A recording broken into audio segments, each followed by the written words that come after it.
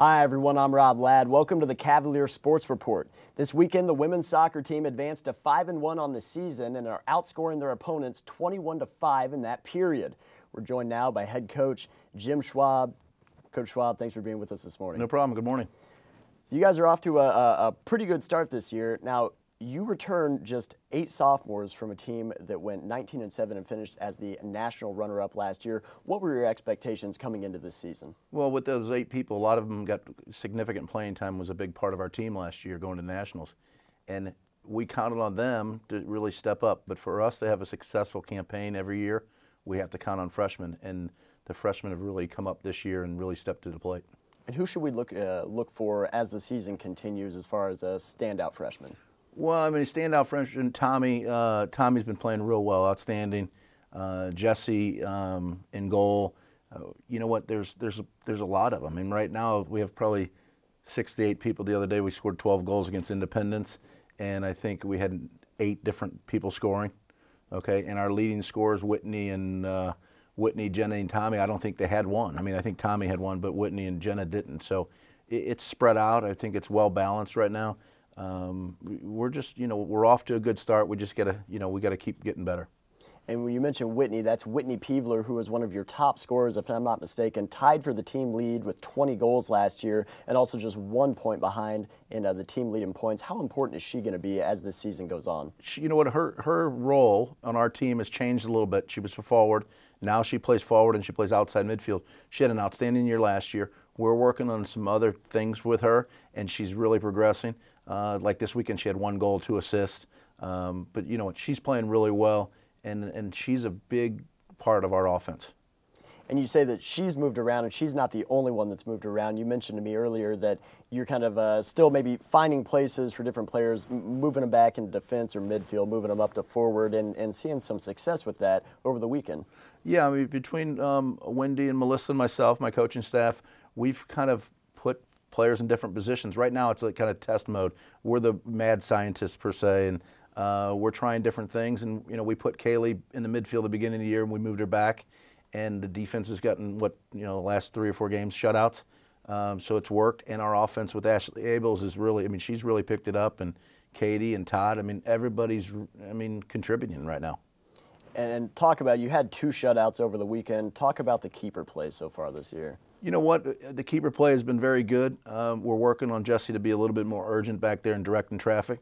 But you know what? Our defense is really not allowed a lot of shots on goal, which hopefully we can continue to do that. But she has played well, so far 6 games into the season.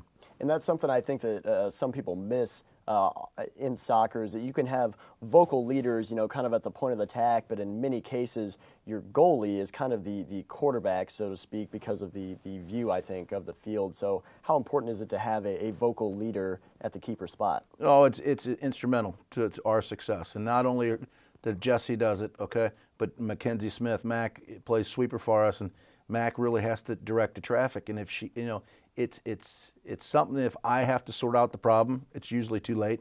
So I'd rather have my team sort it out, and we're working on that. We're making some progress towards that. And you spent the weekend in Illinois, but you also traveled and played Tyler, Texas earlier this year. That was a rematch of the national championship last year. How important is it to get some of your freshmen out and traveling and kind of get the idea of what a road trip is going to feel like? It's very instrumental. I think the big thing is these freshmen that come off high school ball is a little slower, but travel on a bus, and you have both men's and women's teams going, so there's a lot of distractions. And Dallas was great because we had a night to rest. We just drove down to Illinois, day of game, got off the bus, had a couple hours, watched the guys' game, and played. So it's part of that growing up process, cutting your teeth process with the freshmen, and they responded. I mean, the girls, to get 2 shutouts against 2 quality teams, it says a lot, and we just have to continue that. I mean, and we had a day off today, and we'll come back in tomorrow and get back to work. And that's something that I think can kind of benefit you guys, especially as you get into conference play, because there are some conference opponents that you'll have to drive a little distance to before you get out and play against them. Yes, this season we only have basically 6 home games, okay, and 11 on the road.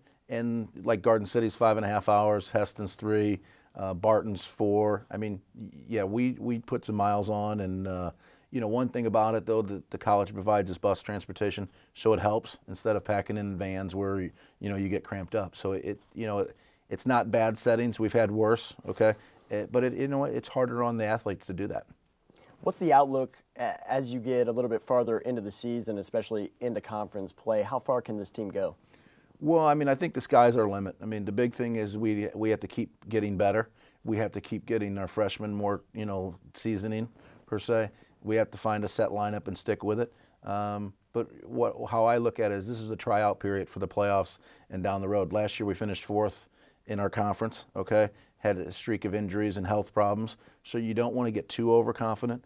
But the big thing is if we play together and keep getting good goalkeeping play and good defense, I think our offensive situation will only get better, okay? And, you know, I think wherever the girls want to take it, we'll take it. Now, you've coached here now for, I think you said, over 20 years. How would you describe your coaching style, and how do you think it's changed over time? Well, I mean, I would say I mellowed out, but I don't think the girls would say that. I think you have to adapt with every team that you have. I think you're only good as your personnel. You can't coach one certain way, and I think that's with my coaching staff, I think we do that. And, you know, I think you have to listen to the player a little bit more, okay? We're going to do it my way or our way, but, you know, we have to listen to get their input a little bit more. And I think that's, if I matured, or, I mean, that's almost a bad word, but we'll see how that goes. Well, I know you were kind of on a short rest getting back over the weekend. I appreciate you making time and stopping by for the interview this morning. No, thanks for having us, and I appreciate you taking the time. We'll look forward to keeping track of you this season. We'll see if we can get you back later on. Thank you. All right. For Coach Jim Schwab, I'm Rob Ladd. This is the Cavalier Sports Report. We'll see you next time.